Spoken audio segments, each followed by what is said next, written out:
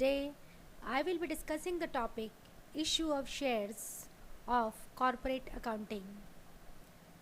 A company can issue its shares in two ways, for cash and for consideration other than cash.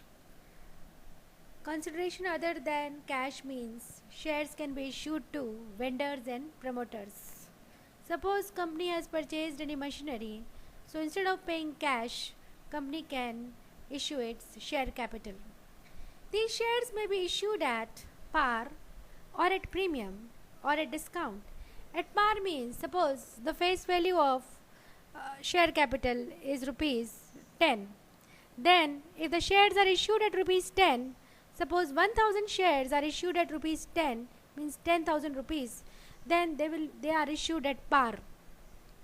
Now suppose company has issued its shares at rupees 12 means face value is 10 and issue price is 12. So 2 rupees is a premium, so shares are issued at premium. And a discount means if shares are issued at less than 10, it is 9, 8 and it is at discount. Now according to Companies Act 2013, only sweat equity shares can be issued at discount under section 54. No other shares can be issued at discount.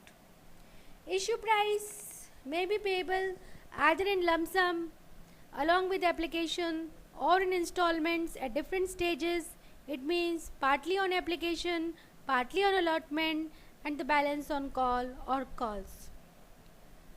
We should keep in mind certain important points regarding entries for the issue of shares. Number 1, a company issues various types of shares to raise its capital. The purchaser of a share is called the shareholder or the member or the owner of the company. The ownership is limited up to the amount mentioned in the share certificate. Second point is that shares are a movable asset in the hands of the purchaser. The purchaser does not sell its shares as goods or property. It receives capital by issuing the shares. As such, amount received through the issue of shares is credited to share capital account and not to shares account. Third point is that as the shareholders are very large in number, it is not possible to keep capital accounts in the name of every individual shareholder. Instead of this, only one capital account, say equity share capital account and or preference share capital account, is kept.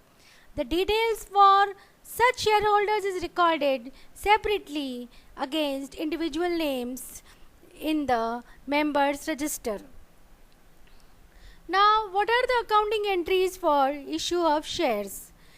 If shares payable in lump sum means when shares are issued at nominal value, payable fully in a single installment, the shares so payable are said to have been issued in lump sum.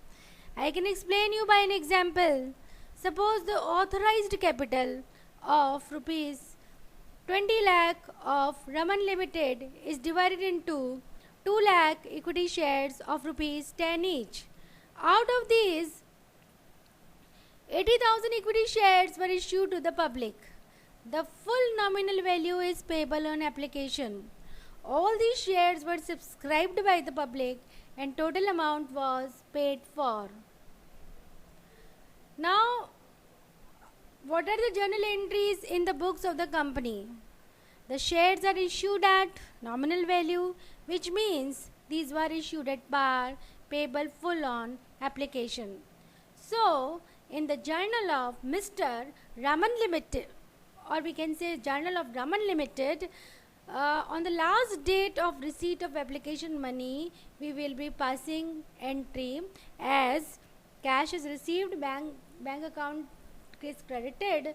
So we will be doing bank account debited to equity share application and allotment account. In amount column, we will be writing 8 lakh debit side, 8 lakh in credit side. 80,000 equity shares were issued at the rate of rupees 10. So 80,000 into 10 amounts to 8 lakh rupees. So all shares were subscribed, so full entry will be passed. Now, after application money has been received on the date of allotment, these share amount will be transferred to equity share capital account. So the entry will be equity share application and allotment account debited to equity share capital account. Same amount, 8 lakh in debit side and 8 lakh in credit side. So what we have done, application money transferred to equity share capital account on allotment. Okay, so this was the entry for issue of shares when amount is to be payable in single installment. There can be a case, but most of the time this is the case only when shares are payable in installments. So when a company does not require the immediate use of all proceeds from issue of shares, the shares can be issued as payable in installments. In case the nominal value of shares is small, the total amount may be called in 3 installments as application, allotment, share first call, share final call. If the nominal value of the share is large, the amount may be collected in first, second, third, final call besides share application and share allotment account. So it can be discussed that if issue of shares are if it is at par, shares are said to be issued at par when they are issued at a price equal to face value that we discussed earlier. So entry will be on receipt of application money, the entry will be bank account debited to share application account when the application money is received. On the date of allotment, the share application amount is transferred to share capital account and the entry is share application account debited to share capital account. That is application money on, and the amount is application money on shares allotted, and application money is transferred to share capital account on allotment of shares.